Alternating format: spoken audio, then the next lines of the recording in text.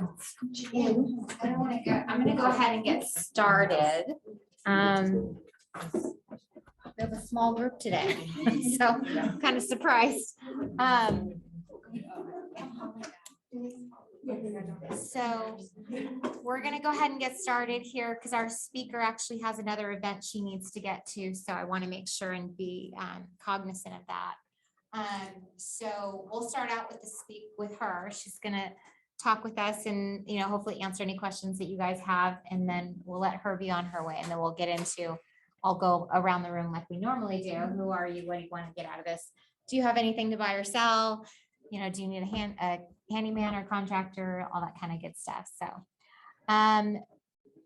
Jennifer is not a stranger to our group. She's graced us with her presence more than once. And she is a plethora of knowledge on protecting your assets, meaning real estate, through proper structuring of your entity and whatnot. So I'm going to let her explain it a little bit more.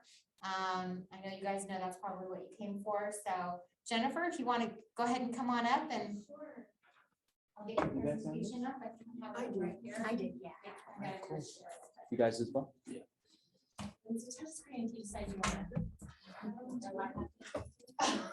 Okay.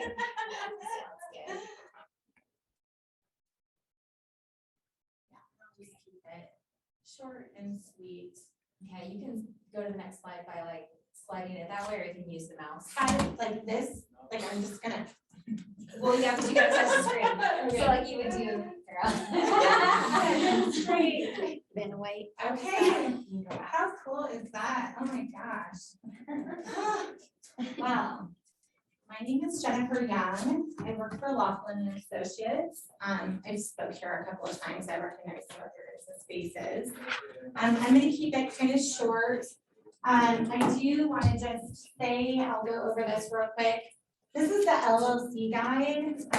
It talks about the benefits of an LLC. It kind of goes into detail of what an LLC is. I did put this insert in the first, after the first page. It talks about in detail the corporate data protection service. It's a program that we offer to help you with your compliance to run your entities correctly. So it just has the information there. And then I think there is a comparison here. I just want to bring to your guys' attention. I've had several people lately ask me about that. So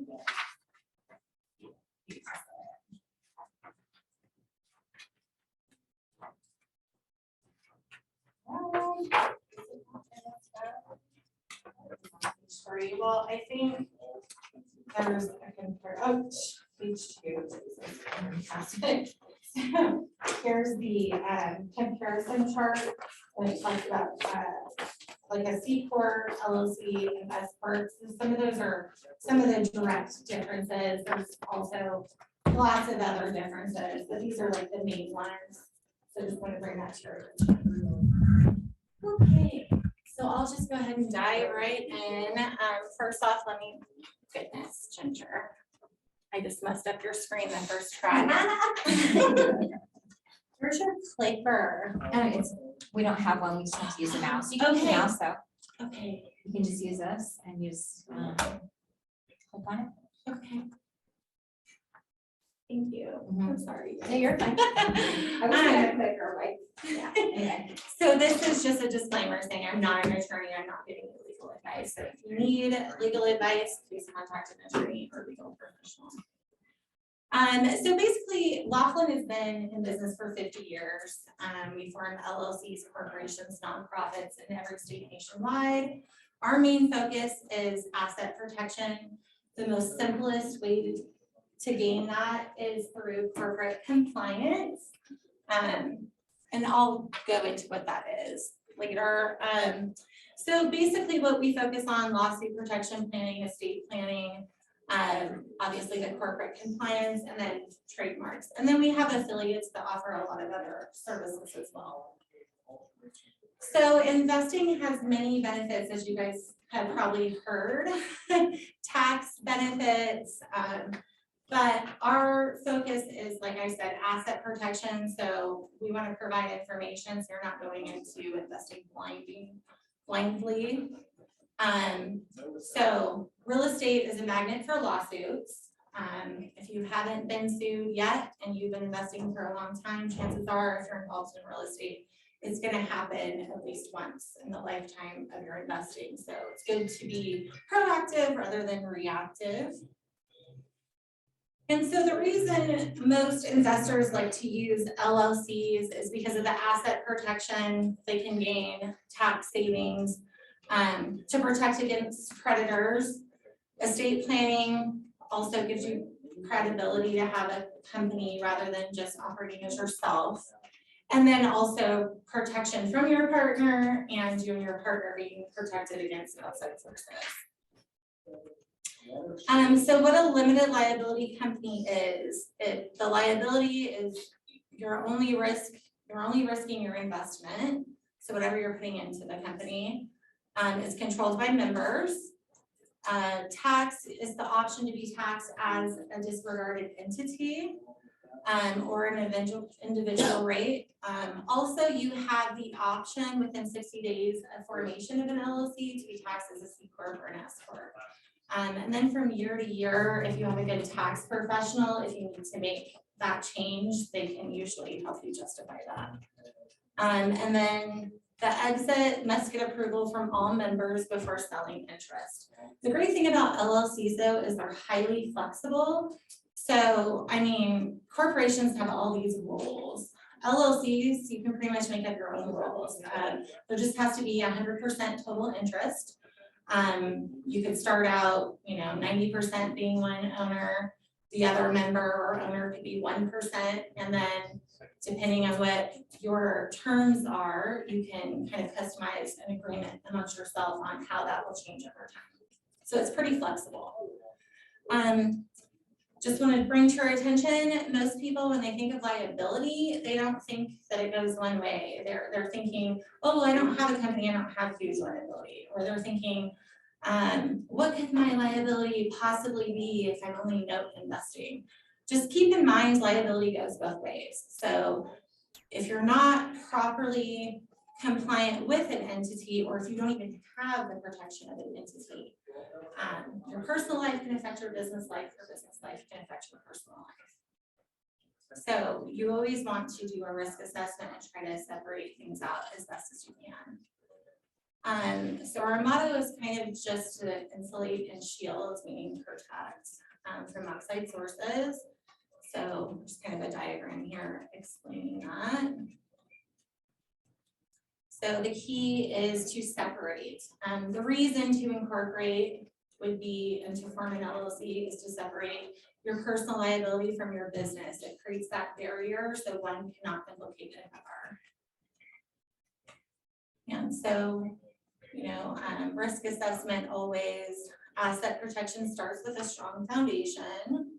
So there's tons of tax benefits from incorporating. Some people say, oh, I've acted as a sole proprietor, or I've just, invested by myself. Well, that's great. But even if you're not looking at it for asset protection or liability protection, there's tons of tax write-offs that you can have at a higher rate as an LLC. So big benefits equals big responsibility. Failure to treat your investments like a business is, like the first step to failure. You need to have the legal separation, maintain proper documentation, and then meet all the legal requirements. Failure to follow rules will leave you personally exposed to liability and tax penalties. So you can at any time get taxed by the IRS, or if there's a lawsuit, you always want to make sure your documentation is up to date. So that way, no matter what court you end up or what situation you're in, you can prove that you're a legitimate operating company. A limited liability company reduces your risks, separates your assets, and provides tax deductions. What do you do to protect your benefits? So as a company, no matter if you're a single member LLC or a corporation with lots of shareholders, the compliance, not at the state level, because each state is different on what they consider compliance. but at the federal level is all the same. So you need to have your minutes in order, which is the summary of the board meeting showing significant issues discussed. So you need to have initial meeting minutes when the company's first started, annuals for each year the company is in business, special meeting minutes for infrastructure changes or officer or any major changes. So those need to be done no matter what type of entity you have. Also resolutions, there's a written document outlining the different decision-making and business transactions of the company. They usually fall in two different categories. One will be generals for repetitive activities. You don't have to keep doing the same resolution for certain activities. It stays for the lifetime of the company. And then the specific resolutions are usually date or money related specific. So, you know, purchasing an asset, selling one, opening a bank account, joint venturing with someone should be specific resolutions. And so those need to be completed throughout the life of their company. So these are considered some of your compliance documentation. Here's just some of the different resolutions that you should be documenting. This also can provide an outline of the different tax deductions at tax time. Some of the things that you're doing to be compliant, your tax professional, if they're not industry specific, may not even think of them. So this can provide an outline, but it is also, these are all the type of resolutions you should have for our company as well. And the list kind of goes on and on. And you can, as I said, for things that you're doing repetitive, you can do like ceiling amounts. You can get very creative, so you're not having to do a resolution for every transaction. And so the question is, if you already have an LLC, are you compliant? So those documents that you just saw, have you done them? If you were to get audited, would you be able to provide your record that clearly showing a timeline of events and transparency? And if not, as I said, I showed before some of you guys came in, sorry. So this is an LLC guide. Talks about what an LLC is. Did you want that?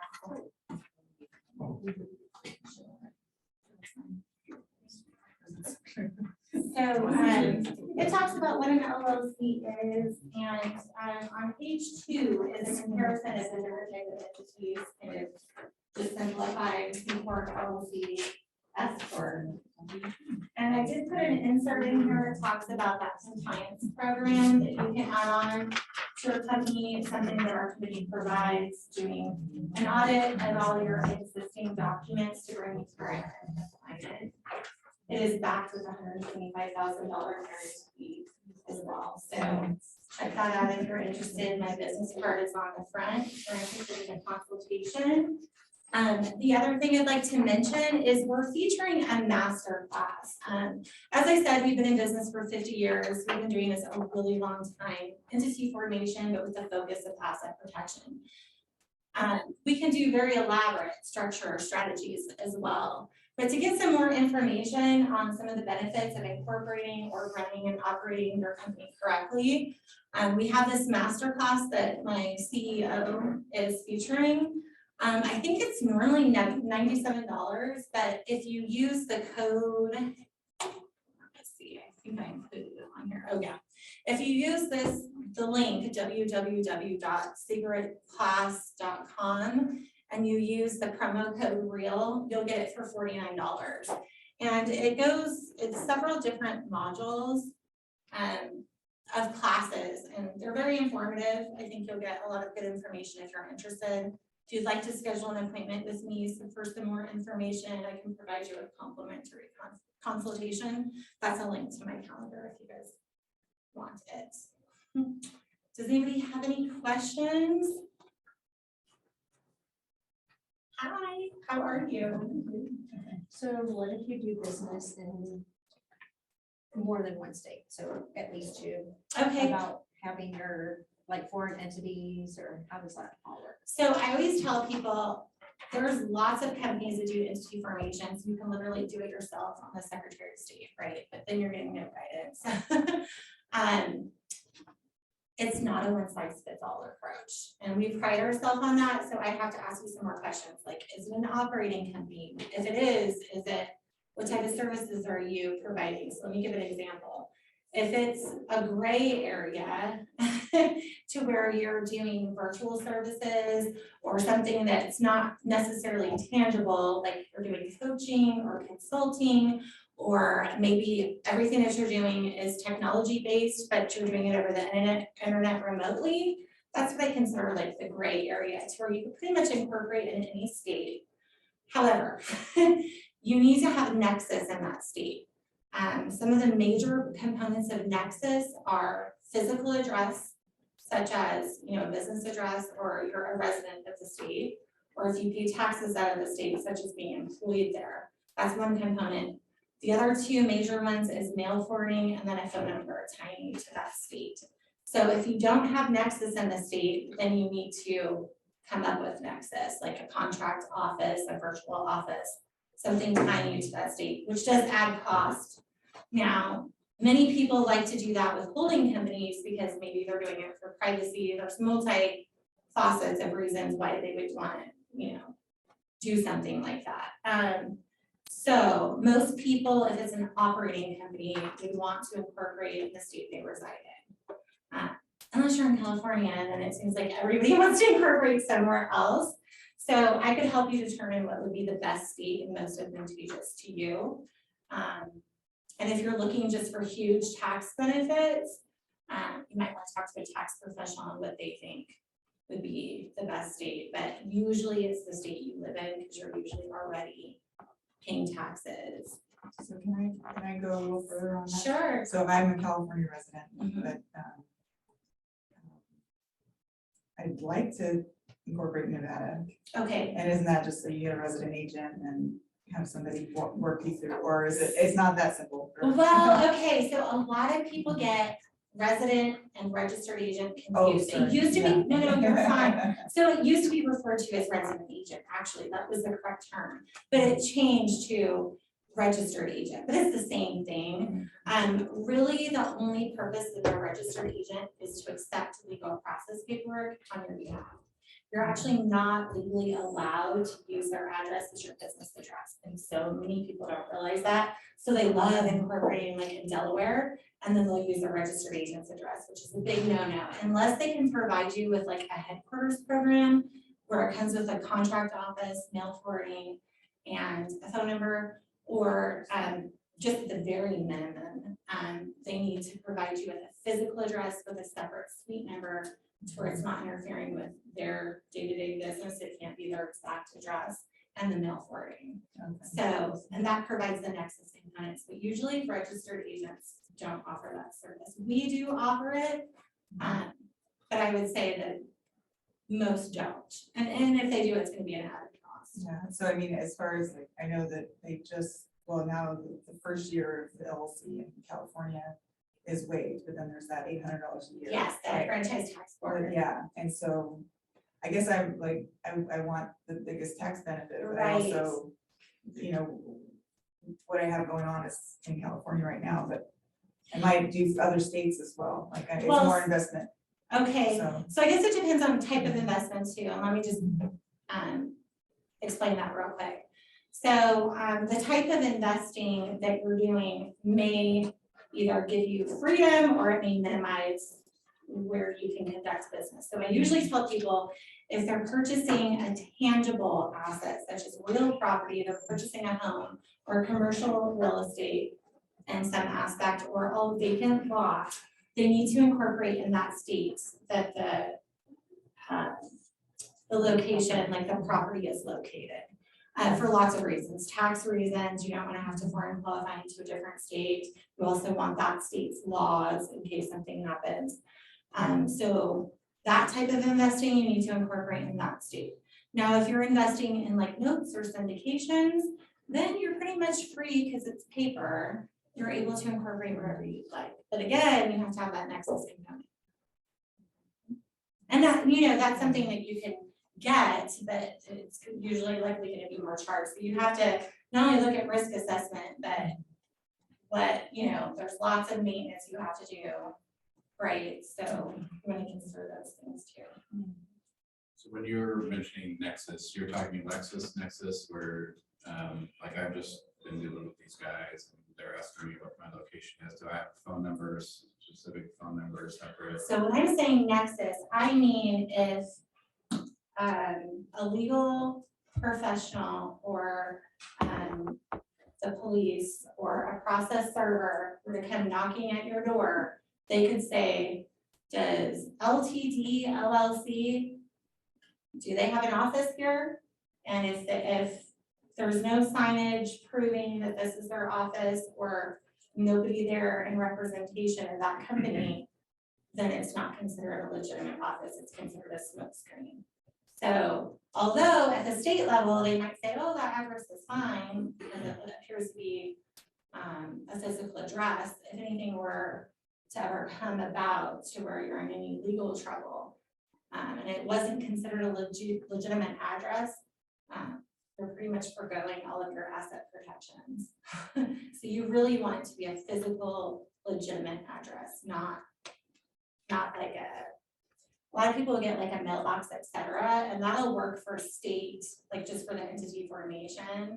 But most states are getting stricter on that as well. Like Missouri, you can't get around that. Like even having a headquarters program, if there's too many people assigned to that address, they start flagging it. So it really needs to be a legitimate address trying into the state. And you want that anyway, because you want to make sure you get your documentation and something like that. Other than your primary residence.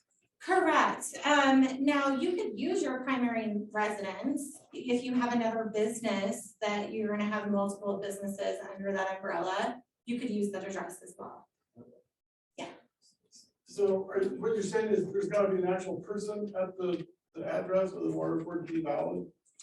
No, not necessarily. Now, for the registered agent, yes.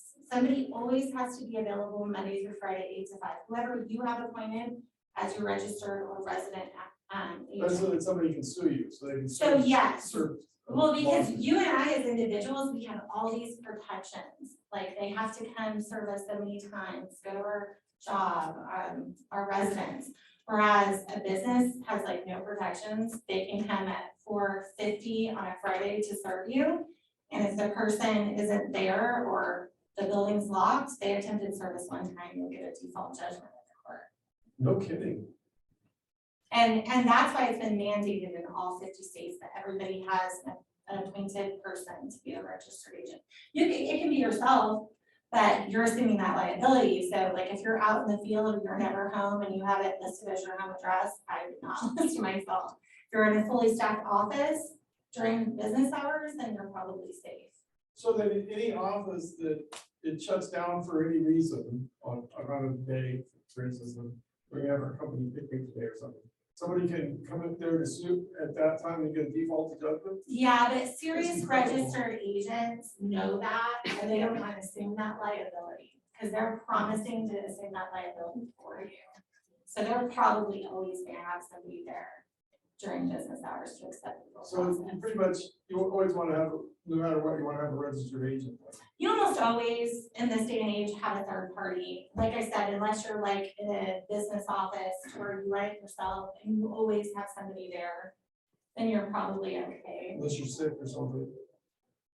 I can't believe that just one time that nobody's there, and that's like total corruption. Well, And that's throughout 50 states, or not just like Yes. California. no, it's been mandated in all Or 50 that's the states. legal. And it's profession just is because totally it's- corrupted. It's so difficult to fight.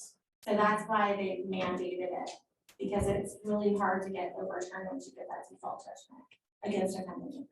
Are there people who just have a job only to be an address for LLCs? Yes. And how much does that cost, say, if somebody who wants to up that service? Well, so for our Who can, I company. can't be around my house 8 to 5 every day. Oh, okay, so I don't want to get it confused, like the headquarters program is providing you a business address for your company that's legitimate with a suite number for your company. And then there's the registered agent that is separate from that, that provides the service of legal process, like they'll accept legal process on your company's behalf. So I don't want to get those two confused. We offer both services. Registered agent service is $159 annually. If you form an entity with us, we bundle all our services to make it an affordable price. So that would be included in it. So with the corporate bill protection service that we kind of handled you for the first year. The headquarters program we offer in Wyoming and Nevada. It provides you with a contract office, which has an assigned suite number for your company. So it's legitimate, it's not a smoke screen, it's a physical address. It provides the mail forwarding service and a contract employee to answer your calls to a designated phone line for your company that will go to a voicemail box to where you'll remotely maintain. And so the cost of that service is $2,200 a year. And if you have a registered agent already For LLC? per LLC, now we can work out a deal if you have like 10 LLCs or even more than one, we can work out a deal to do a piggyback. So it wouldn't be $2,200 for each one. The registered agent service, I do want to mention, if you have another third party and you can't ever get a hold of them, might be a good idea to change it. Or if it's your grandma and she never answers the door, then it shouldn't be her either. If you needed to change it, usually it's $75 to change with the state, and then we charge $159 annually. One other thing I wanted to say back to your question, as far as figuring out what state to incorporate in. If you're a resident of California, but depending on what type of business that you're conducting, it doesn't have to be in California or your company, but you just have to remember all the components such as Nexus. So anything that we do, we try to simplify things and make it to where it's not going to be hard to manage or too expensive. So you mentioned phone number.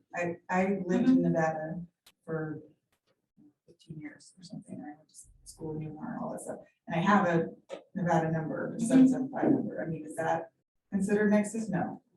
Now, Okay, and I have a PO box. You know, there's other things that I've kept, you know. yeah, but and the PO box is fine for a mailing address. You just have to have like I have a there's physical. certain physical requirements for Nexus. Mhm. So physical address, the mail forwarding, and usually the phone number. Phone number is as important as Right. All right, you guys, I won't take up any more of your time. I will leave a stack of these up here. If you guys want to take a look, I'll just leave like the app that menu later. But please call me if you guys have any questions. If you want to enroll in that masterclass, I think that code is only good for, they said 72 hours. But thank you guys for your time. Thank you, Thank you Jennifer. so much, appreciate it. Have a good night, you guys. Thank you.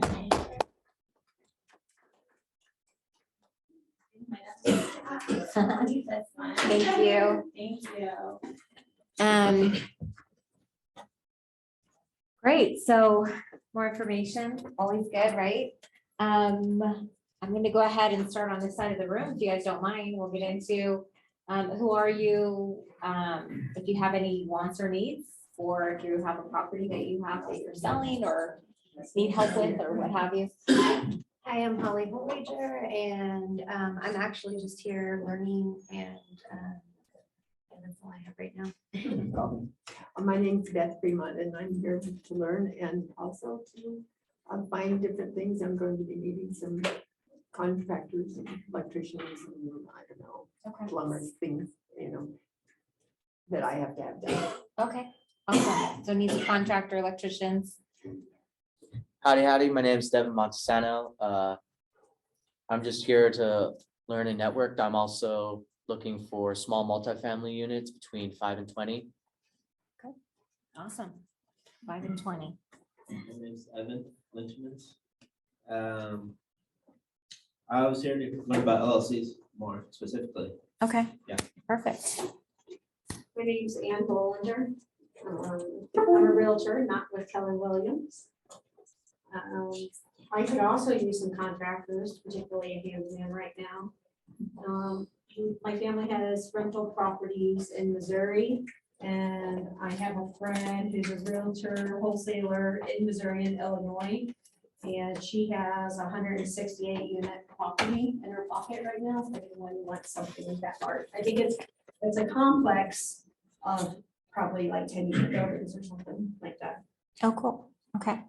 Oh, pardon me, sir. Illinois. What part of Illinois? Illinois? My name is Joanna Lilly. I'm an investor mostly, real estate, and I'm getting into notes more. And then I have a couple properties in California, so I'm trying to figure that part out, of the LLC thing, you know, and. Okay, So I might be contacting somebody to do that. awesome. She's amazing. She's helped Anthony and I with a couple of our businesses, so. Hi, my name is Antoinette Conway. I'm also a real estate agent. I am looking for an investor, I'm looking for a person who is an investor. I'm just looking for off-market deals in general and getting some advice on how we've gotten off-market deals. Okay. Does anyone have off-market deals or success with that they can Finding them share? is being in the right place at the right time. My boyfriend just bought one.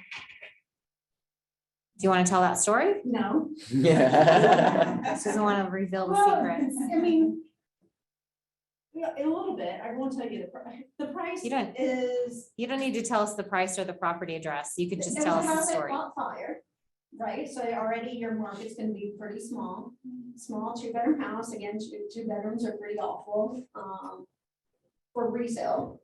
Not anymore. Not anymore. Yeah, true.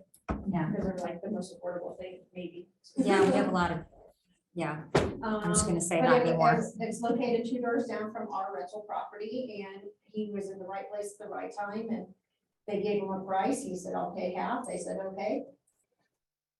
And he bought it. Actually, it's an escrow. Do you have insurance or? Do you have insurance? I don't know. Oh, I don't know. But guessing maybe they didn't if they sold it real cheap. So I was gonna try it out for kids. We don't have that. no market, right place, right time. Has anyone done like mailers or anything to, I don't know. Like wholesaling or something. I tried. No, not No really. success. I just sent a letter that says I'll buy your property if you want to sell. Yeah, I had success with that before I got my license. I did it a lot. And I still have success as a real estate agent, as I send out note cards to homeowners. I've got buyers looking, or I'm looking. Was that? Did you hand them like? Yeah, but I don't like physically handwrite them, but they look handwritten. Yeah, yeah. But yeah, I mean, there's all different kinds of ways to find in this venue. So coming here is a great place. I've come across a ton of off-market properties this way. And then sometimes like you might be dealing with, as a real estate agent, especially, you might be dealing with, you know, a listing in that neighborhood, and then all of a sudden all the other people are coming your way. Or asking you questions and then taking that opportunity, but you and I can talk a little bit more, because you know, coming from both sides, the investor and the real estate agent, it works for both. Real estate investors and just curious, I got an email saying asset protection. Awesome, So check it out. good. What did you think of Unfortunately, we got here a little late, but it's kind of like what I thought as far as the LLC, but what I didn't realize is how corrupt the legal system apparently has gotten, where they just come to your office business and knock on the door, and if nobody answers, they say, well, we've done our due diligence. Apparently, from what she says, it sounds like nobody got to leave a note, and then the next thing you know, you got a judgment against you. That doesn't sound anywhere close to the concept of justice. But I guess that's how where we've gotten, and we've got so much else going on right now, where society's showing out. Yeah, Everything's upside down, I guess. Legal profession that just has no limits to the corruption, but yeah, to feed lawyers, basically, that's what it does. absolutely. You know, that's what it's all about. It's all about those sleaze bags. And now they have no rules that they operate by that anybody else finds anything coherent about. Right. So I do know that Jennifer does do private consultations. I think she does the first consultation, a little 15-minute session with you one-on-one. Okay, this is her card here on here. Mhm. I would call her and just say, hey, I came to the investors group. I'm interested Yeah. in meeting with you and just finding out more. Yeah. And she's a plethora of knowledge. Yeah. My impression is, so I've heard about this before, is like basically you just put an LLC on each property so that you limit your liability for that one property, basically. Right. But then sounds like there's a lot of carrying costs for doing that even here. I know in California it'd be ridiculous because it's $800 per LLC there minimum each year. Mm. And So California is another country altogether. And, but It's here, there's no close. state corporate tax, so. Yeah, It doesn't cost you anything to have an LLC, everything gets passed through, so there's no federal tax. So the only, I guess the big cost is the compliance issues yeah, I think I pay like $6.50 for renewal every year or something. for all your compliance stuff. Yeah, So you have like a separate LLC on each property you own? I do. I mean, I know some people don't. I have a couple that are under one LLC, but they're because they have the same structure. Right now, we just have like pretty high liability limits on our insurance policies, but then insurance policies don't cover every contingency, I guess, so. But, and then. Yeah, and it doesn't protect you from them going after your personal stuff. Well, if So you your don't- insurance only goes to a certain number. The entity structure is gonna protect you from them going after all your other stuff. Right, gotcha. What do you think in excess of the insurance limits? Right. Yeah, And, yeah, there's how high is up, right? So, yeah, yeah. So do you, pain and suffering, who knows? you Oh, know, yeah, yeah. When you come to litigation, it's, someone that fell on your property and broke their leg or whatever. you do a series LLC, is that what you're, or you just I have it all don't. separate? I have all separate. So I've heard of that with real estate investors, like doing a series.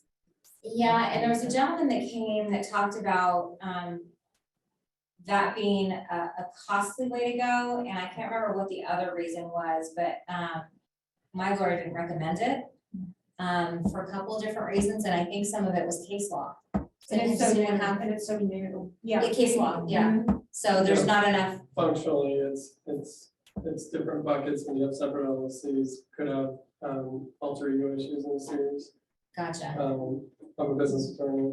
Oh, see, there you go. So, yeah, and not to mention, so they also share the same tax return. So there's an argument that you're commingling assets sometimes. oh, didn't think that, If you don't paper your series properly, it's so Okay. much easier to have separate LLCs for every property, gotcha, separate bank accounts for every property. yeah, I yeah, mean, that's which is what I The have. cost is pretty much the same in my opinion, it's just you have 10 LLCs versus a series with a bunch of home child LLCs underneath the parent. Right, Functionally, I prefer separate LLCs. So when you sell the property, you shut down the LLC. You don't have to, if you transfer the asset out of it, you can transfer another asset right back into it.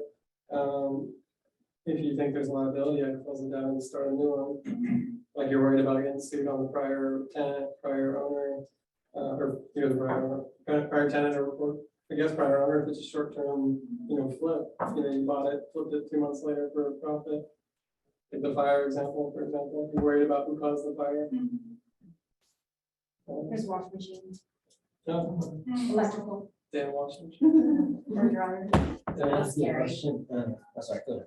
you're together, so he covered it. Do you wanna go next? I know you from somewhere.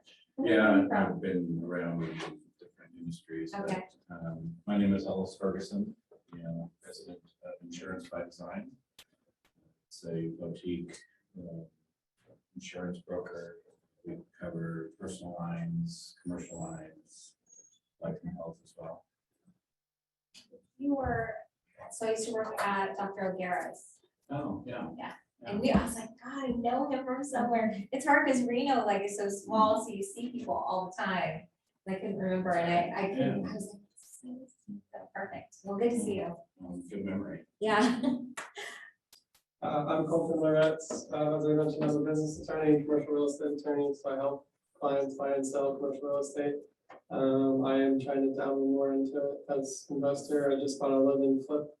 So we're gonna fix that up and we'll see what our timeline is for selling. Nice. Obviously after 2-year mark, no cap gains. We'll see where it kind of brings us from there.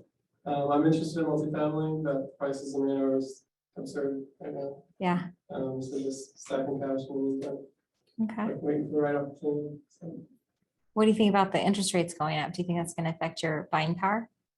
yeah, it will. We'll see. I think maybe we'll just try another one after the first one and keep them along that Going way. that way? Okay, that's a great strategy. I love it. Hi, my name is Jair, and I'm just looking for small multifamily units. Awesome. Jair? Yeah. Okay, I mean, I know you, but, perfect. And then do we have anyone online? Sam, do you want to unmute and share? Let me take this off. Stop sharing, sorry. Been stuck on that one screen. Josh, do you want to go ahead and tell us about yourself and if you have any wants or needs? Can you hear us? Oh, he's connecting to audio. Sam, are you still there?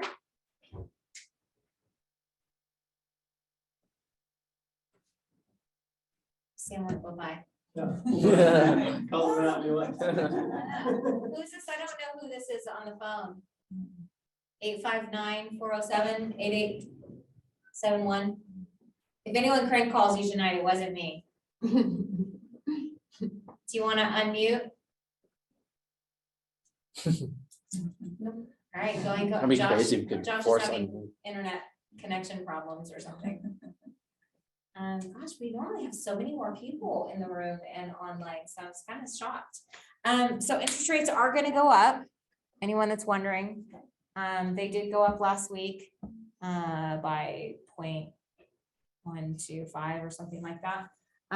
But they are progressively going up. They promised us they'd go up. They fulfilled their promise and they're going to continue to fulfill that promise. And I say they, you know, you can blame it on whoever you want. I don't care. I don't have any kind of political, you know, one way or the other, but the rates are going to go up. So your buying power does go down a little bit if you are getting lending. If you're paying cash, it doesn't matter. You can buy whatever. The prices are going up. If we could bring up, do you think you could bring up the RSAR? Or maybe I can do it. It's okay. Let's see. Is it? Yeah, it's. I got a Chrome.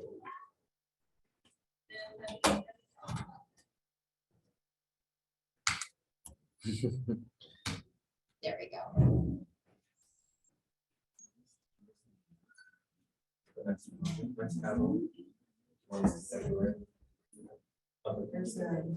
Oh, sorry, okay. Okay, so just to kind of give you guys a little bit of a.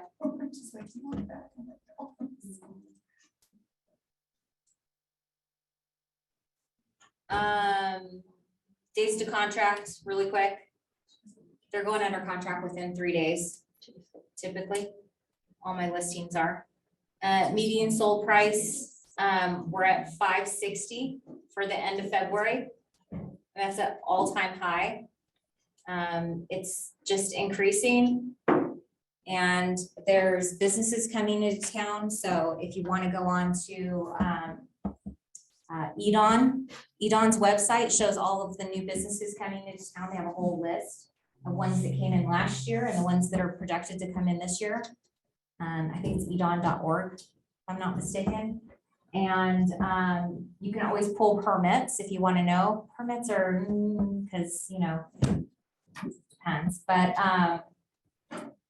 staying in touch with the Builders Association, I get updates on that, on what new construction is going on and where it's going on. So I kind of follow that. What's that? Alan Watson. Oh, Alan wants in.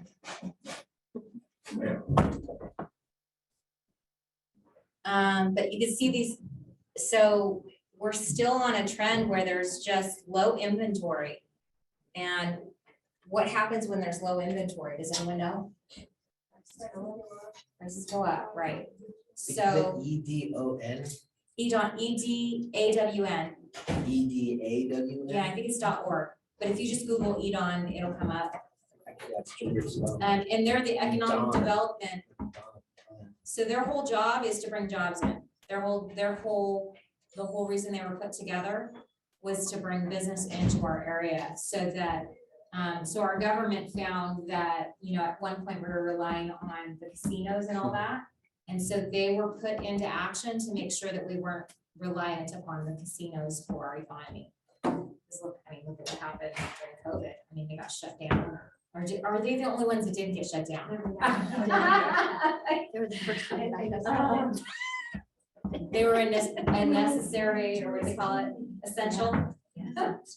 Everyone needs to continue to gamble. They had like their best year last year. Did they have casinos? Yeah, That doesn't surprise me. Well, it was I, sports gambling, and like, I don't know, maybe it wasn't just the casinos, but it's like gambling in general. really? Yeah, it's just kind of crazy.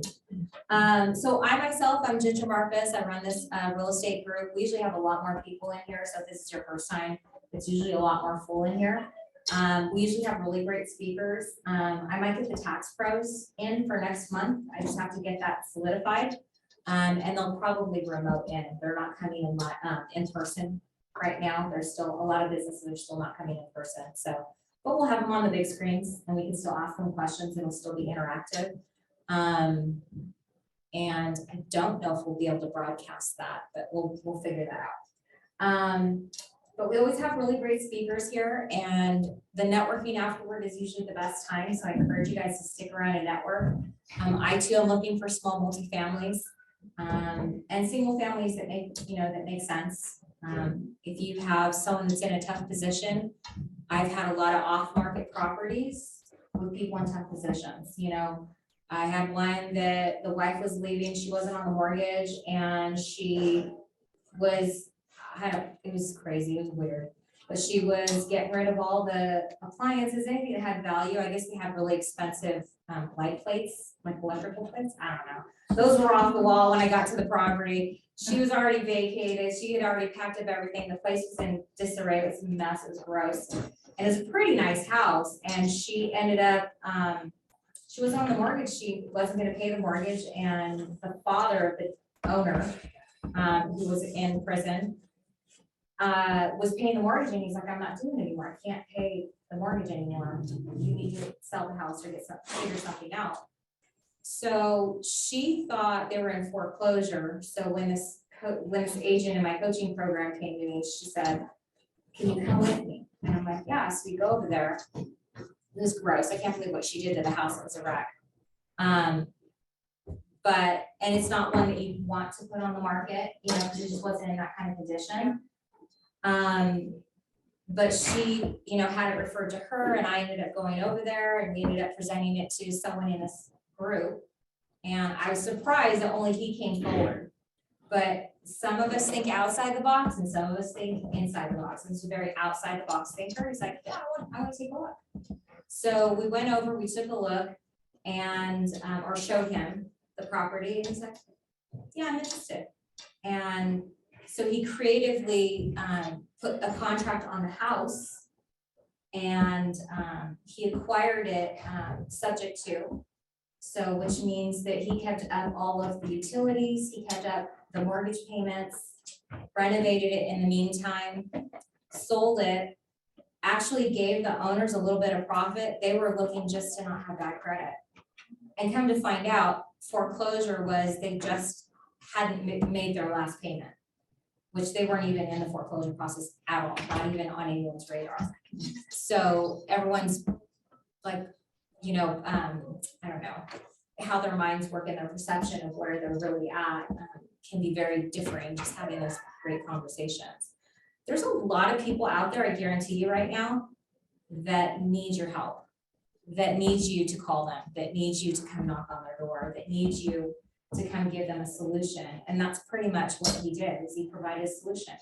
I'll pay the mortgage payment, I'll pay all the utilities, I'll take care of all that, and I'll sell. And he made hundreds of thousands of dollars on that property. Hundreds of thousands of dollars on that property. There was equity, there was all kind, yeah, it was just. He just stuck his shoes in the mortgage. That's all he did. No consideration of that. No, and he gave them a little bit of money. That's great. And they were just kind of happy. They're like, yay, we got some money. So they didn't have a very high mortgage, it sounds like. I don't know. I don't even remember. See, there'll be I don't think it that matters. much equity in there, it could not have been mortgaged up too much.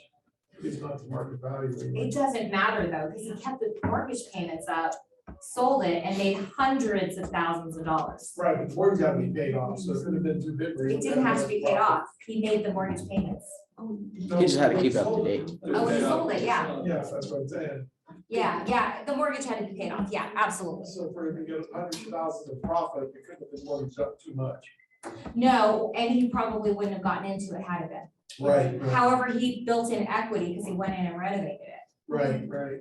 And it's, you know, it's been an upward market for the last 9 to 10 years. Is it in a good location or? Yeah, Yeah, because I saw a fixer up, and it looked like it was in an excellent location, but I'm just not right now in a position to be that's what you want. renovating a You property. want the right neighborhood and the shittiest house in that neighborhood. to go Exactly, renovate. and Yeah. and the time to work on it, but that's the part that you can. Yeah, you know, it's hard. So that was his full-time thing, was he was renovating properties, so he wasn't doing it as a side job. But Right. that same gentleman had a house up in North Reno that he had started renovating and he got busy with some other projects. He hung on to it for a year and it increased in value by like $100,000. Yeah, On top of what he, you know, the renovations and so stuff that this he might be did. procrastination to make you money. Yeah, I mean, I wouldn't bank on that, but yeah, yeah, that's how it's been, so. On that, go ahead and network. We finished early. Don't look at that clock. It's not right. We haven't changed the time. And does anyone have any questions for me? I'm just wondering, a couple of years ago, I got involved in something similar to this. I wonder if it's the same group and you've taken it over with some guy that was in charge of it before. So, or maybe this is a separate group and somehow you got a hold of my email.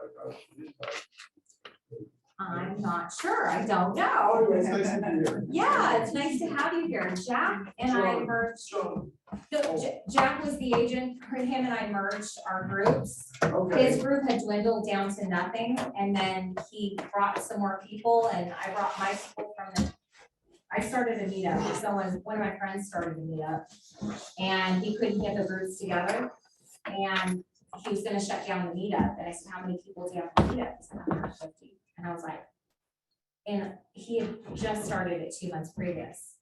And I was like, don't shut it down, put somebody else in charge. He goes, nobody else wants it, I already tried. I said, well, put me in charge. So I reluctantly put myself in charge, and here we are, 8, 9 years later. So Oh, wow, maybe not long long, time. yeah. And then Jack doesn't even come anymore, he probably retired, I don't know, he should sit right here. All right, you guys, you can stick around.